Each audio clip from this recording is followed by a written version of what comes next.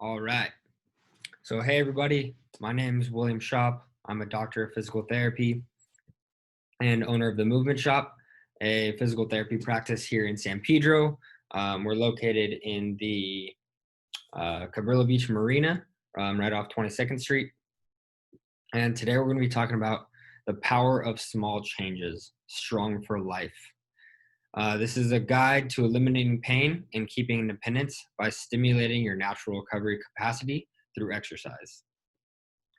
All right. So I wanted to give you guys a little brief history of our movement, why I decided to kind of branch away and kind of break away from the traditional physical therapy and healthcare fields.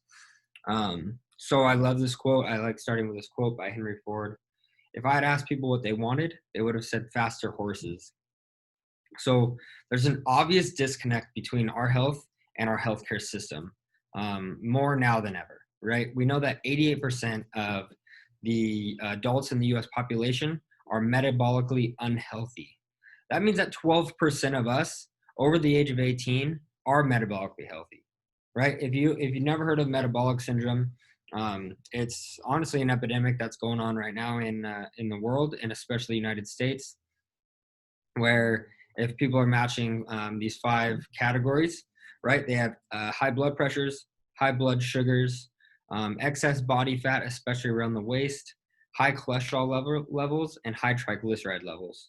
Right, we know that this is associated with obviously things like stroke, heart attack, but even things like pain, right, chronic pain, because we know that there's this systemic inflammation that's associated with all those things, right? We get like thickening of the blood.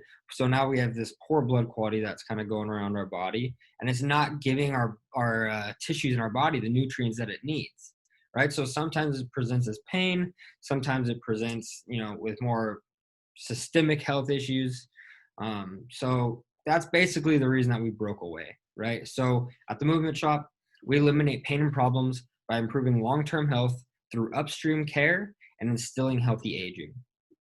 So upstream care, right? If I'm going to grab your attention here real fast. Let's see if I go stop sharing my screen. Okay, so you can see me here. If I draw a river, okay, I have this amazing art skill, right? If I draw this river there, okay, perfectly drawn river, and we have some sewage system, okay, that's kind of just dumping trash into this river. Right now, what our healthcare system is doing is basically waiting until this trash is a couple miles downstream and then sending people in, right? Here's this guy here. All right. Smiling, right? And he's trying to pull all the junk out of this river a couple miles downstream. Now, you can already see that there's probably some issues with this, right? One, this guy's getting overworked and he is trying to make all these changes in people after it's already taken effect on a couple miles down the road, right? This has killed fish, this has killed animals, the water quality is bad. The plants around the area are struggling now because of it. The whole system is not thriving because of this, right? So now if we went into some like preventative medicine, right, like strength training, sleep, nutrition, stress management, which is where the four actually comes from in the title of this, right? Strong for life. It comes from the four pillars of health, what we call here at the Movement Shop. It is, like I said, movement, sleep quality, stress management, and nutrition. What that does is it blocks this off from the start, right? And then, so now we're not even getting this flow into the river in the first place. What that does now is it allows us to take the time to find out what's going on over here to stop all this trash from coming in the first place, right? So what this is like, fast food, which isn't even food, sugar, right? Pharmaceuticals, the list goes on. Work, stress at work, family stress, poor sleep, poor movement. The list goes on, right? The list goes on. But if we can stop this here, now we have the chance to address all of this, which is exactly what we need to be doing in our healthcare system, not waiting and putting all the demand on this guy over here, which is like uh, primary care physicians, surgeons, other physical therapists, any healthcare provider who's trying to like bail out the healthcare system that we need to be fixing up here in the first place. So I'm going to come back to the presentation because I could talk about that forever. If you have any questions about that, definitely reach out. Let me know because that is something that, one, I'm very passionate about, but two, what this whole presentation's on. Okay. So the last quote, whether you think you can or you can't, you're right. Okay. Another Henry Ford quote. We have the number one rule here at my practice is you don't have a bad back. You don't have a bad shoulder. You don't have a bad knee. It's just temporarily problematic, right? We just have to get to the root cause of that and then improve it. And it's the same thing. Like if you woke up every day and you're like, I'm gonna have a bad day today, right? If you say that enough times in a row, every day is gonna start becoming bad, right? You're gonna start having bad days every day. So first, we need to change the mentality of it, right? Everyone that comes in here, I always ask them the same question. Do you think the mind is a powerful thing? And they all look at me like I'm crazy. Like, yeah, of course it is. And it's like, okay, well, let's start using that to our advantage. So now what do we do, right? What do we do about all this? Well, that's where the power of small changes comes in, right? So you can see down here, this is a picture of my yacht. I'm going to have it in probably about 200 years. Maybe another lifetime, but that's besides the point, right? It's in here. But it makes sense, right? Because there's this rule that we have, the 60-to-1 rule.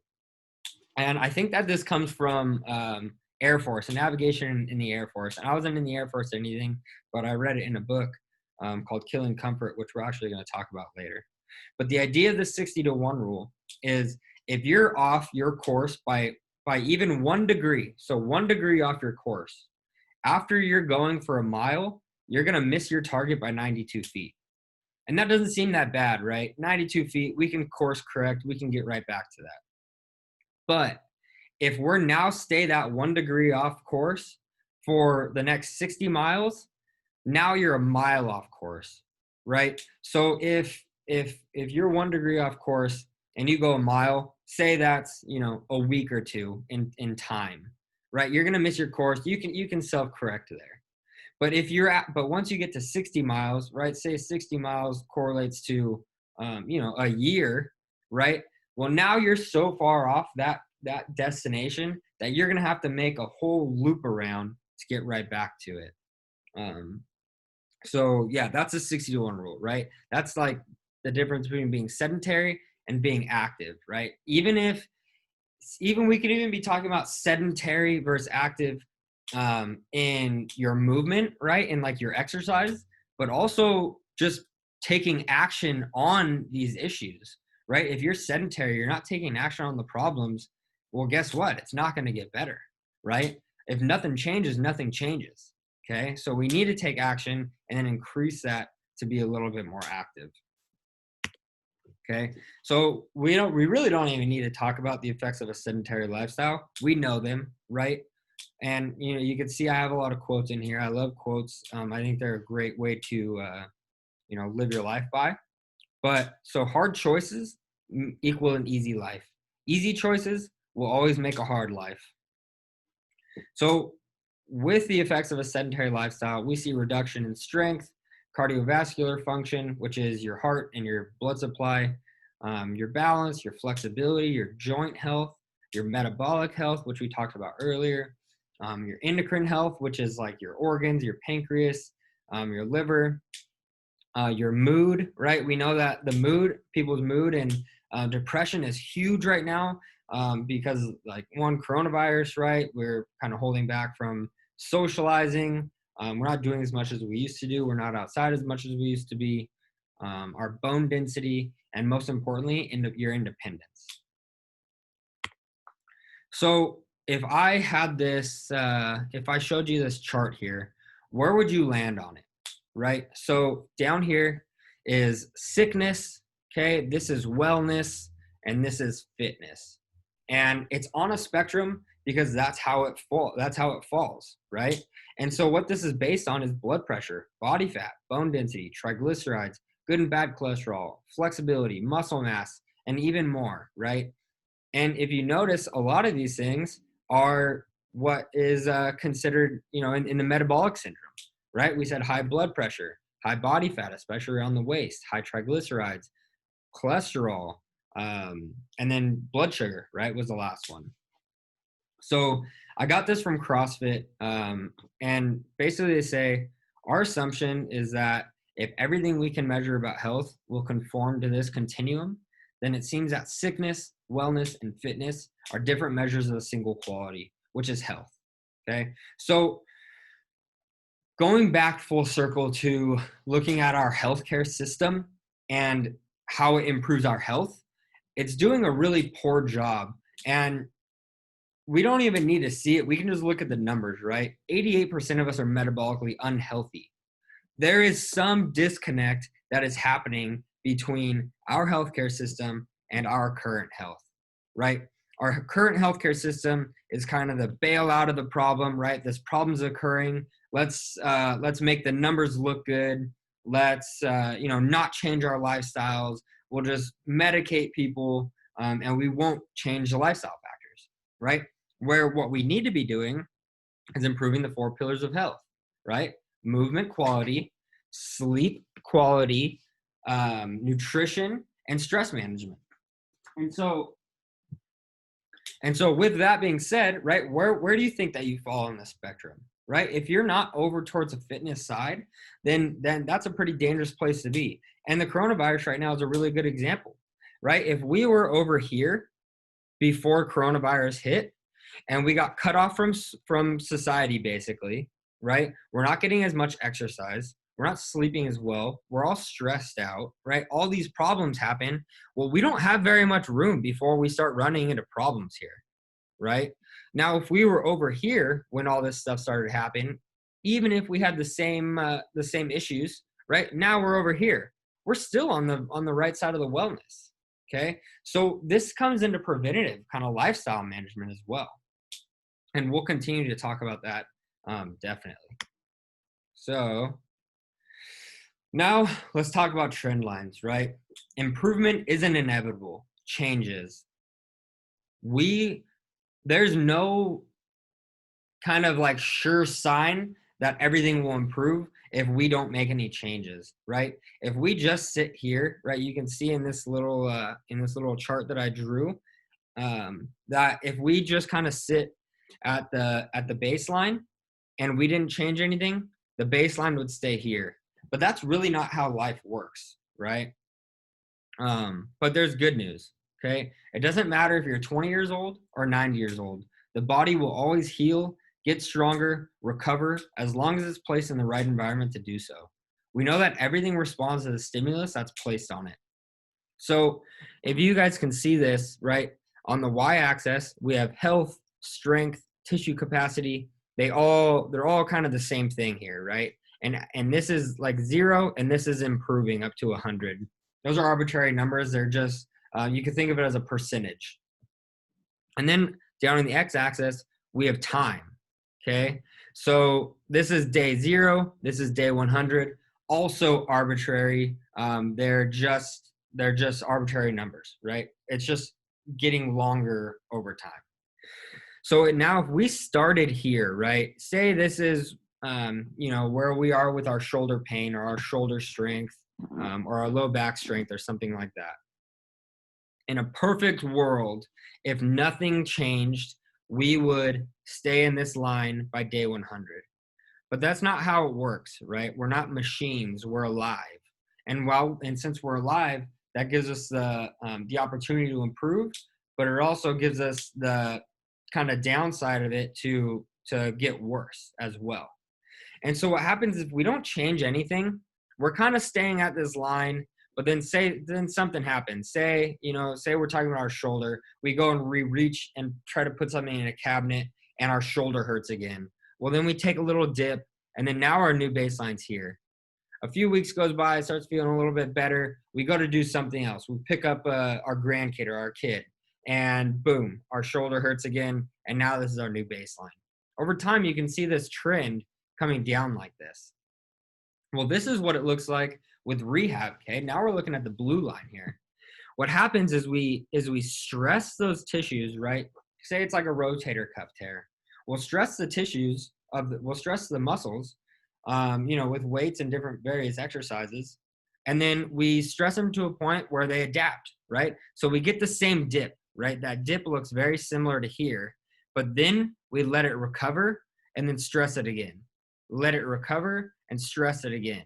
And physiologically, it's really cool. We have these things called satellite cells that come, they repair this torn muscle that when we overstress it, it repairs the torn muscle and builds it stronger and builds it stronger. And we create these neurosynapses in the muscles, and we get more strength, more power, and overall more resiliency. And you can see over time, this trend just keeps going up and up, right? We don't really hit a peak. And so that's kind of like the difference, right? The thought that, improvement isn't inevitable changes. This is kind of what we're talking about here, right? We can always get better, but we can always get worse too. It just depends on the stimulus that we place on it. So going on from here, right now, how do we build that threshold, right? If I rested, it feels better, but is this helping or hurting the problem, right? We saw in the last in the last line there that if we don't change anything, nothing changes, right? It'll keep getting worse. Every time we overstress the situation, it'll just keep getting worse. But if we dose it right and we stress it right, then it continues to get better, right? And this is kind of the idea of killing comfort. This book by Jared Moon. He's one of my mentors, awesome guy. He's helped me, with my business. First of all, in the PT world, the fitness journey, kind of all of these different things. And we both have a similar philosophy, very stoic, right? So this quote by Marcus Aurelius kind of hits home to me. The impediment to action advances action. What stands in the way becomes the way. So what this means is if we're dealing with like low back pain or shoulder pain or knee pain, we have arthritis, we have a disc bulge, which we could talk about all those things forever, right? Like I said earlier, we don't have a bad back, we don't have a bad knee, we just have a temporarily problematic back or temporarily problematic knee, okay? So the impediment to action advances action. If we have something that's standing in our way, like an injury or an ache or a pain, that becomes the way. Like, what an awesome opportunity to take a step back and say, man, like this is such a great time that I can improve this problem that I'm having, right? This pain is allowing me to kind of step back and say, okay, what do I need to do to improve this problem in my life? If every time a problem came around, we were like, got down on ourselves and, oh yeah, I have this problem and, I don't know what to do and all this stuff, right? It just kind of continues to get worse. But if we face the problem head on, get a mentor to get through it, right? All a mentor is an expert that is someone that can improve your current situation with the problem that you're dealing with, right? So what stands in the way now becomes the way. And so making the impossible possible, right? How do you finish a journey of 1,000 miles? One step at a time, right? So if we're looking at this thing as a wall, right? If this is our back pain or our shoulder pain or our knee pain or our health issue, we look at it as a wall. How the heck are we going to get up that wall, right? We can't. It's too high. So what do? We build stairs, right? And that's where graded exposure comes in.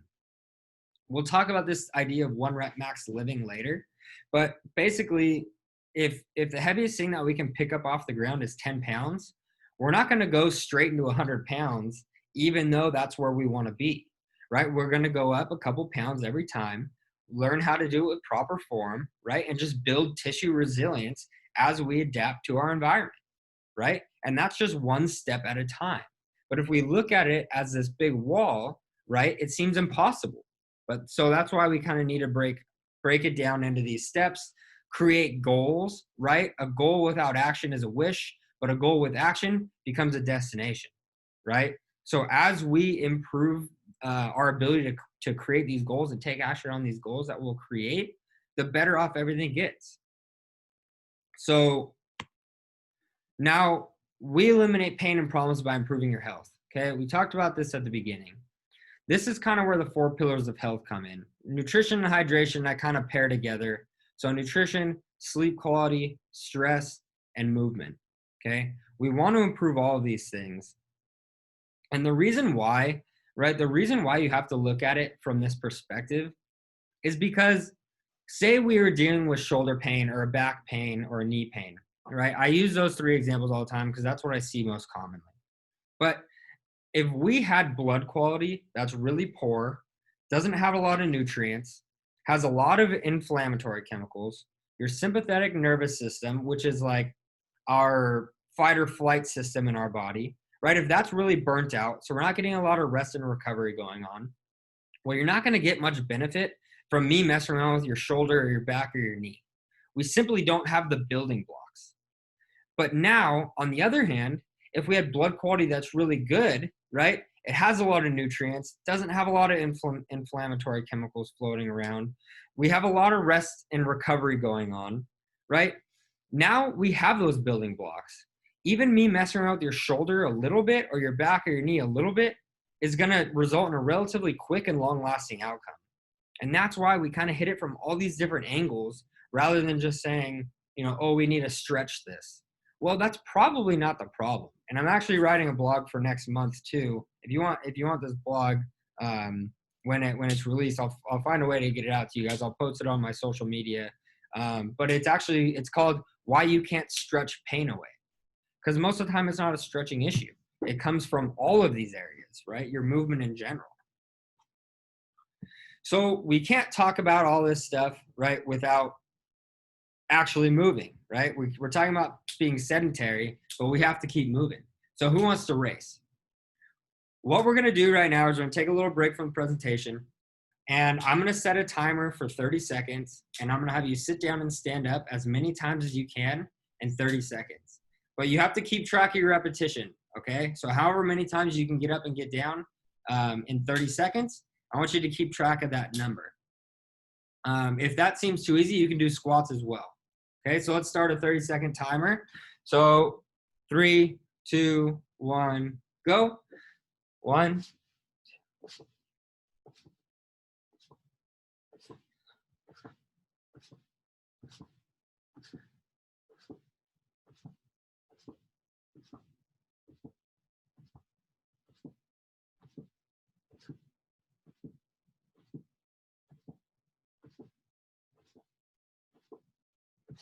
Nice. All right. Okay, so how many you guys get?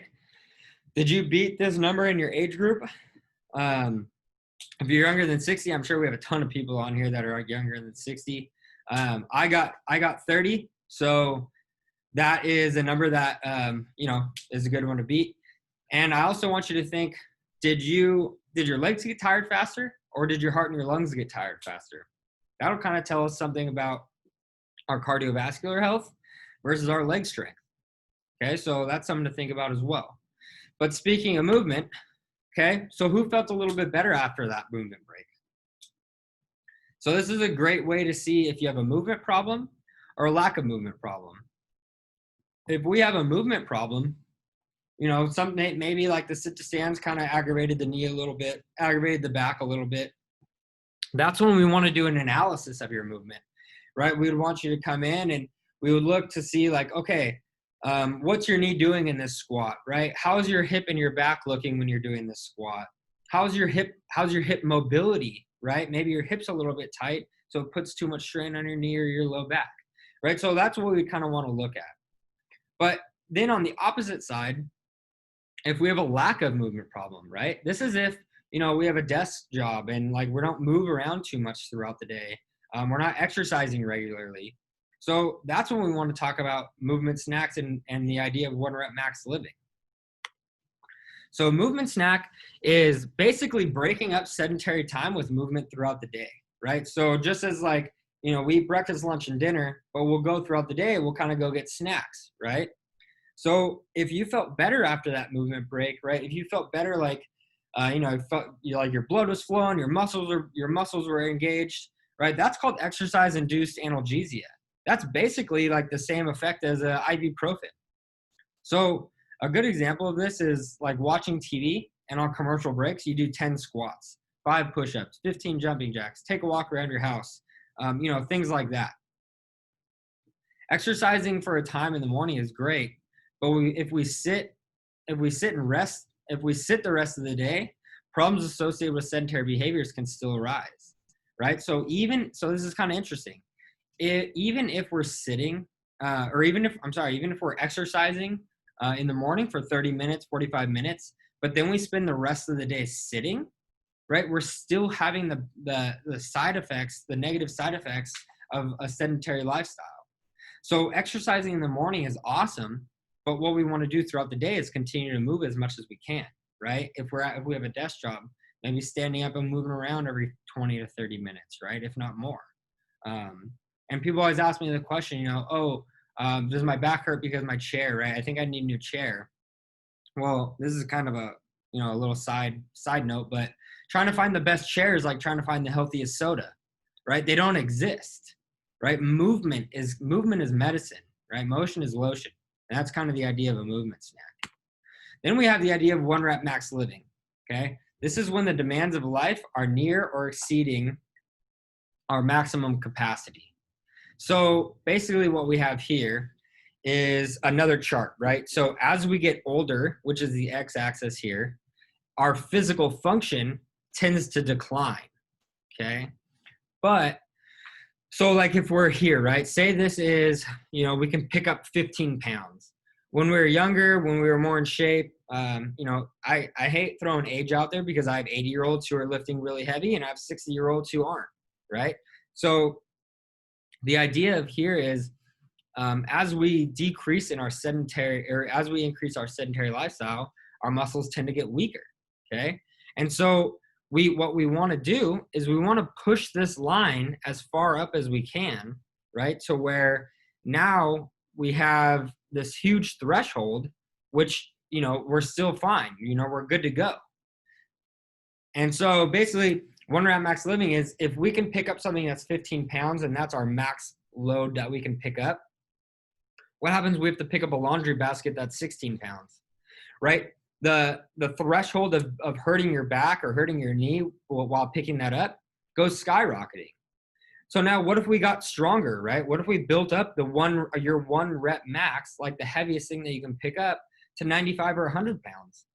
Well, now when we go to pick up that laundry basket that's 15, 16 pounds, that's not even close to your threshold, right? That's 15% of your threshold. Doesn't even matter. You could pick it up with a rounded back. You can pick it up however you want. You're so resilient at that point that it doesn't matter how you pick it up because your back's strong enough to do it. So that's kind of the idea of 1 rep max living. So if you think lifting is dangerous, try being weak. Being weak is dangerous. So here's some final thoughts, right? Making yourself better is uncomfortable. We want to kill comfort daily. It's a book instead of Netflix. It's a workout instead of the couch. It's a tough conversation instead of silence. It's spending money to invest in yourself instead of hoarding it. If it only takes the power of one small change, becoming strong for life.